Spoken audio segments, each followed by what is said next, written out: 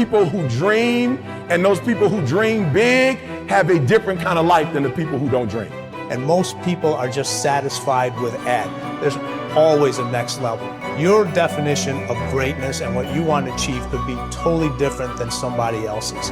You know, we always say, no one wants to be first, okay, because they're afraid of the consequences that come with doing something first. If you're not getting the results you want from your dream, then examine your motivation. Give yourself something to work towards constantly. Take charge of your emotions. Don't let someone else choose them for you. If you're not going to do everything that is necessary to get where you want to be in your life, why even bother? Sounds harsh, doesn't it? Makes you wonder, why am I saying exactly what I just said?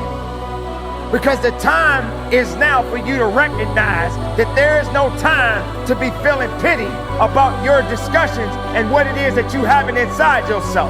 You have got to have a different type of conversation within yourself and stop doing the word can't and stop doing the word try. Dreams will remind you that even if the situation isn't temporary, dreams still give you a purpose to live a bigger life despite what you're dealing with.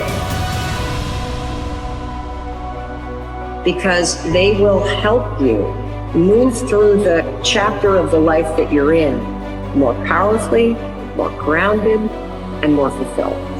Now, believing in yourself is simply an attitude. Believing in yourself is a choice. You have to choose to believe that you can do anything you set your mind to. Anything at all. Because, in fact, you can. Those who succeed don't believe in limits. They study until they understand. They don't give up when they experience doubt. They don't give up when it's hard. They do not give up, full stop. They keep working hard, even if they've been rejected. They keep at it. They keep searching for new opportunities. That's exactly how you have to be. Life is hard, and you'll never get far if you limit yourself in anything you do. Stop wasting your time making excuses and blaming other people. You need to set goals and pursue them, but you gotta set goals and create pressure and get some support until you get there. And the worst thing you can do is let yourself off the hook.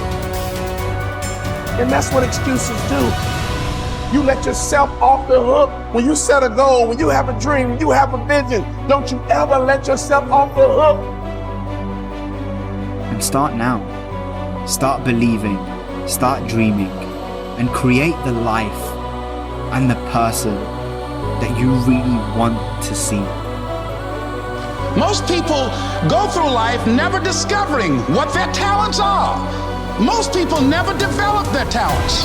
They have skills and abilities, but if you don't nurture them, if you don't develop them, they will never serve you. Your gifts can take you many places if you develop your gifts. Most of us don't like to do those things that come easy to us. I've always loved to talk to people. I decided, taking this advice, to develop my skills as a speaker. And my gift has developed and it's taken me many places. You have something that you brought to the universe. And that if you decide that my life deserves my developing this, what I do well, and becoming the best at it, and mastering myself, and seeing what I have within me, if you decide to drop your buckets where you are and develop your gifts, I grant you, you'll never ever be without. I grant you that your gifts will take you places that will literally amaze you. I grant you that if you begin to work to develop your gifts, you'll develop a strong sense of happiness. You'll get a larger vision of yourself, because part of beginning to get a larger vision of yourself, all of us need some area of our lives where we can have a feeling of competence. That people know when they think about this area, that's something you do. That you eat and sleep that. And that you do that. You do that. And people know it. And you know it. And you know that you know that you know this. If you don't know anything else, you know this. Can you tell I know what I'm doing?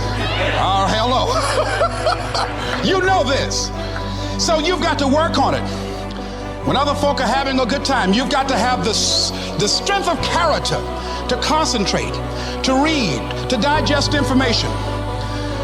If you decide in any particular area that you're concerned about, to make a conscious, deliberate, determined effort to read one book a month in that area, in 5 years, you'll be among the top 5% experts in the world.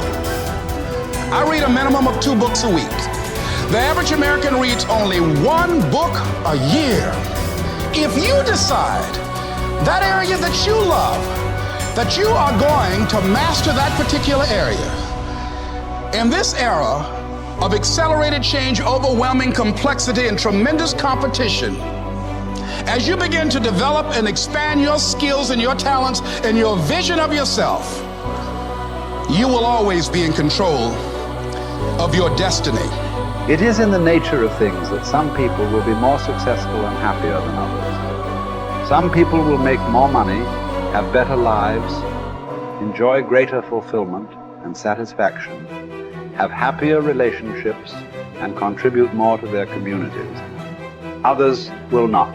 The most important single quality that you can develop in a time of rapid change is the quality of flexibility. The opposite of flexible thinking is fixed or mechanical thinking.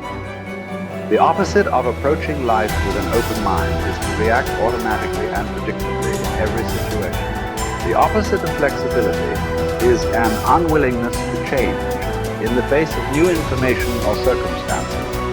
The quality of flexibility is therefore essential if you want to do and have more than the average person. Today, perhaps the most important factor affecting your life is the speed of change. We are living in an age where change is taking place at a faster rate than ever before in human history. And if anything, the rate of change is increasing, year by year. Change today is not only faster, but it is also discontinuous, not following a straight line, but starting, stopping, and going off in unpredictable direction.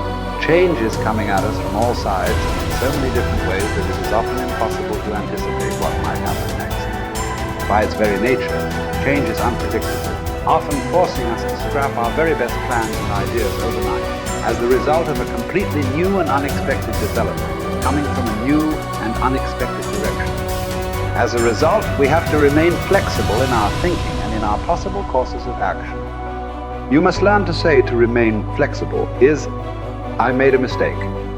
It is amazing how much time, energy, and money is wasted because someone's ego is so large that they will not admit they have made a mistake, even one that is obvious to everyone around them. Once you say, I was wrong or I made a mistake, the issue is largely over. From then on, everybody can get on with resolving the problem or achieving the goal. But as long as a key person is unwilling to admit that he or she has taken the wrong course, everything comes to a stop. We have seen this repeatedly in national politics, where the failure of a single person to admit a mistake or blunder has led to tremendous waste of time and energy for everyone involved, and often for the entire nation. Here is the most important rule of flexibility. Be clear about your goal, but be flexible about the process of achieving it.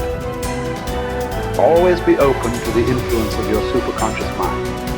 Remain sensitive to the possibility of serendipitous and synchronous events. Be open to ideas, inspirations, and inputs from other people.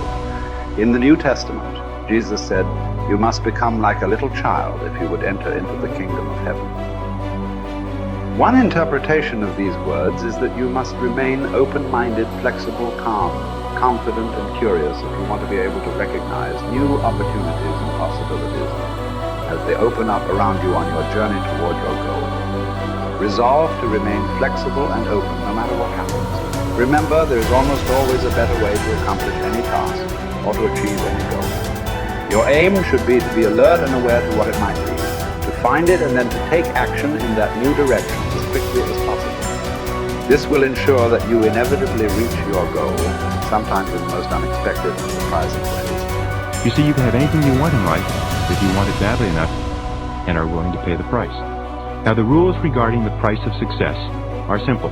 There's just 2 of them. Number 1 is you always have to pay full price for success. And number 2 is you always have to pay in advance. Now here are some key points on goals, and please remember these. The first key point is that your ability to set goals and to make plans for their accomplishment is the master skill of success. The development of this skill requires continual practice and serious personal work, something that only the top 5% will discipline themselves to do. You see, setting goals is hard. Setting goals requires delaying gratification.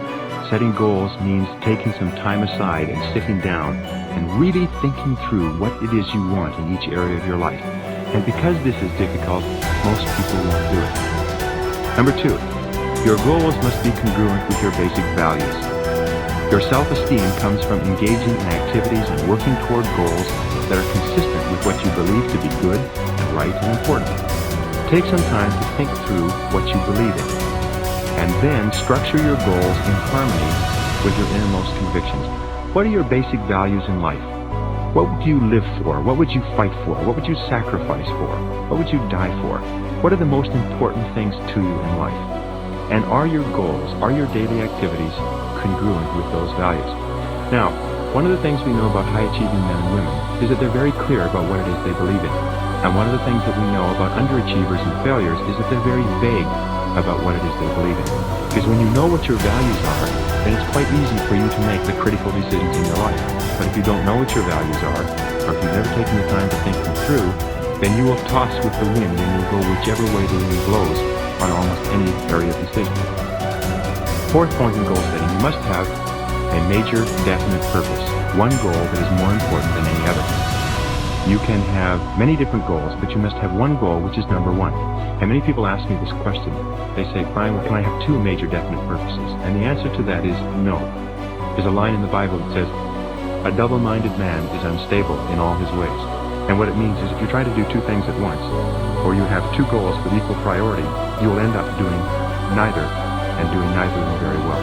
The way you choose your major definite purpose is once you've listed all your goals, you ask yourself, which is the one goal, the accomplishment of which would move me more rapidly toward the accomplishment of all my other goals than anyone on this list?